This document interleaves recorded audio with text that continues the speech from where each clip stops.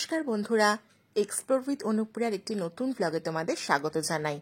কিছুদিন আগে জন্মাষ্টমী ছিল, আর জন্মাষ্টমীর ছোট্ট একটা ব্লগ তো তোমরা দেখেই নিয়েছো। আমার বাড়িতে কিভাবে জন্মাষ্টমী হয় আজ তার পুরো গল্পটা তোমাদেরকে বলবো। ছোট থেকেই দেখে আসছি আমার দাদু ভীষণ কৃষ্ণ ভক্ত ছিলেন। প্রতিদিন ভোরবেলা আমাদের বাড়িতে নাম কীর্তনের আসর বসত, আর আমাদের এই বাড়িটাকে অনেকে ভক্ত বাড়ি বলেও অভিহিত করে থাকেন। আমাদের এই ঠাকুর ঘরটিও অতি প্রাচীন, এবং এই যে মূর্তিটি দেখছো, এই মূর্তিটি হলো আমার দাদুর আমলের। এটা হলো একটা পিতলের রাধাকৃষ্ণ। এটাকেও আমি প্রত্যেক বছর পরিষ্কার করার চেষ্টা করি যতটা সম্ভব হয়। জন্মাষ্টমীর আগে আগে আমি এই ঠাকুর ঘরটাকে নিজের মনোমতো করে সাজিয়ে তুলি। এই যে বড় গোপালকে তোমরা দেখতে পাচ্ছ, এনাকে আজ থেকে প্রায় 12 বছর আগে আমি নিজের হাতে আমার বাড়িতে এনেছিলাম। আর ওই যে ছোট জন, উনি 3 বছর হলো আমাদের বাড়িতে এসেছেন। বছরে একবার, মানে জন্মাষ্টমীর ঠিক আগে, আমি ওনাদেরকে একটু অঙ্গরাগ করার চেষ্টা করি। অঙ্গরাগ করার সময় দুটো হাত জোড়া থাকার জন্য আমার কোনো ভিডিও করা হয়নি। আমি স্ক্রিনে একটা বিফোর আর আফটার ছবি দিয়ে দেব। আশা করি তোমরা এখান থেকে বুঝে নিতে পারবে যে কতটা ডিফারেন্স হয়েছে অঙ্গরাগ করার পরে।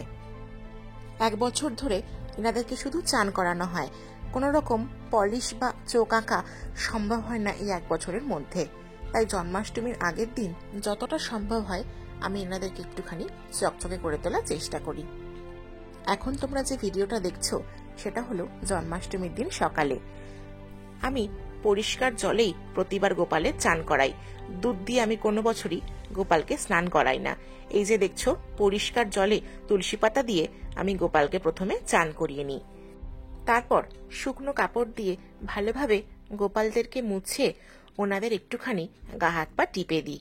দূরে থাকার কারণে গোপালদের সেবা আমি সারা বছর করতে পারি না। আমার মা বাড়িতে গোপালদের প্রত্যেকদিন সেবা করেন, স্নান করান, এবং তাদের যাবতীয় কাজ আমার মাই করেন।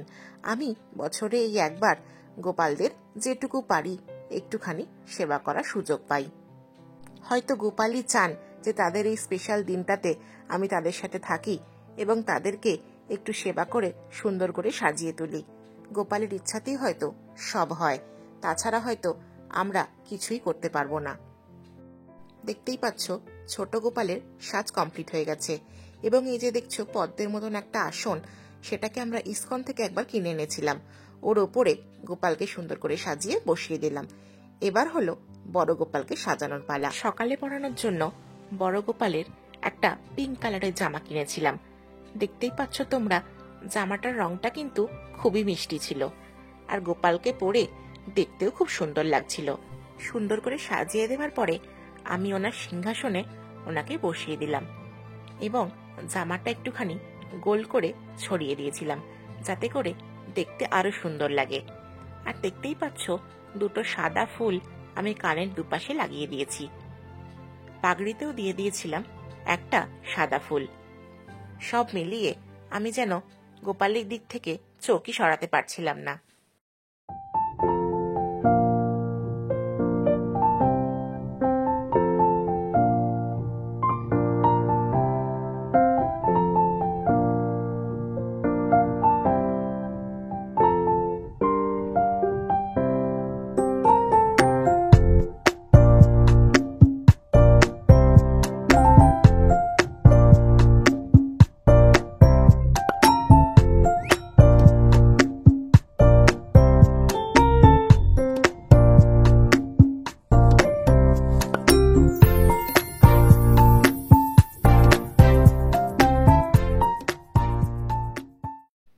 এখন প্রায় সন্ধে হয়ে গেছে, আর সন্ধ্যের ঠিক মুখে মুখে আমি ওনাদেরকে বার্থডে স্পেশাল ড্রেসগুলো পরিয়ে দেব। আর এই যে দেখছো পায়ে নতুন একটা মল, এটা এবারে আমি ওনার জন্য নিয়েছি।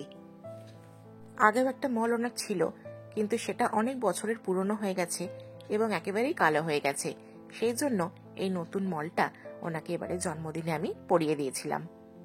এবারে বার্থডে স্পেশাল একটা সি গ্রিন কালারের পার্ল ওয়ার্ক করা জামা ওনার জন্য কিনেছিলাম, আর নিয়েছিলাম একটা এরকম বড় বুকপাটা। এখন গোপাল বা রাধাকৃষ্ণের জন্য বিভিন্ন ধরনের গোল্ড পলিশ গয়না সব জায়গায় পাওয়া যায়। তারই মধ্যে পছন্দ করে এই বুকপাটাটি আমি ওনার জন্য কিনে এনেছিলাম, এবং কানে দুটো কলকা ধরনের কানের দুল পরিয়ে দিয়েছিলাম।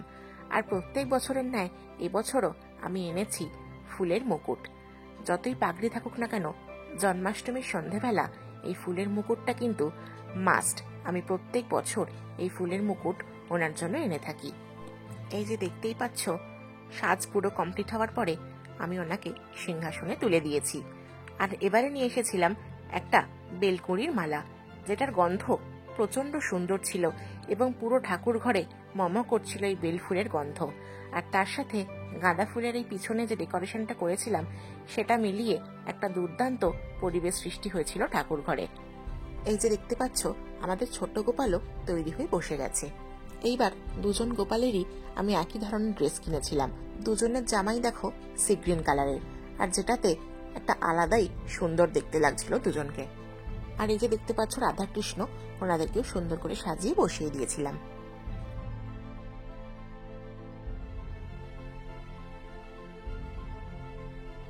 এই যে এসে গেছে আমাদের জন্মাষ্টমীর ভোগ। সন্ধে এখন প্রায় 8টা মতন বাজে। এবারে জন্মাষ্টমীর ভোগে ছিল লুচি, 5 রকম ভাজা, আলুর দম এবং গোপালের যা যা মিষ্টি পছন্দ, যেমন মালপো, রাবড়ি, তালের ফুলুরি, তালের বড়া, নারকোল নাড়ু, নারকোল সন্দেশ, মিল্ক কেক এবং নানা ধরনের গোপালের পছন্দের মিষ্টি ওনাদেরকে নিবেদন করা হয়েছিল।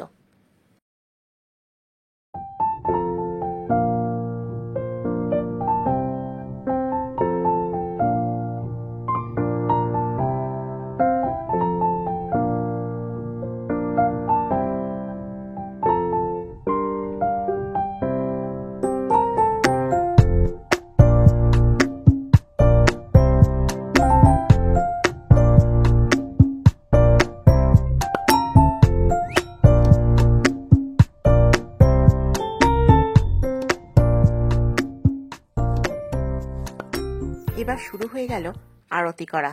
এবছর একটা পারিবারিক দুর্ঘটনার কারণে সেভাবে কাঁসর ঘন্টা বাজিয়ে আমাদের পুজো করা হয়নি, কিন্তু ঠাকুরের পুজো তো বন্ধ রাখা যায় না, তাই যতটা কম আয়োজন করে পুজোটা করা যায় ঠিক ততটাই নিরাড়ম্বর ভাবে আমাদের পুজোটা সম্পন্ন হয়েছিল।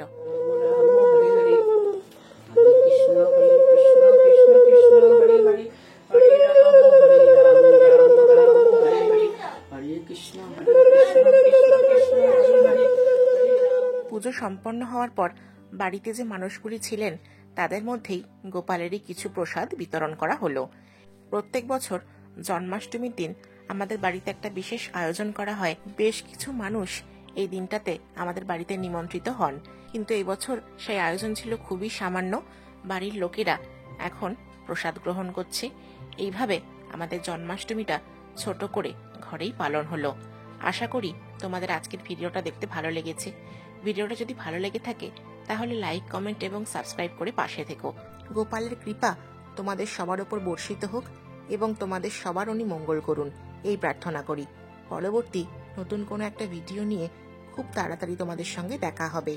সবাই ভালো থেকো, সুস্থ থেকো।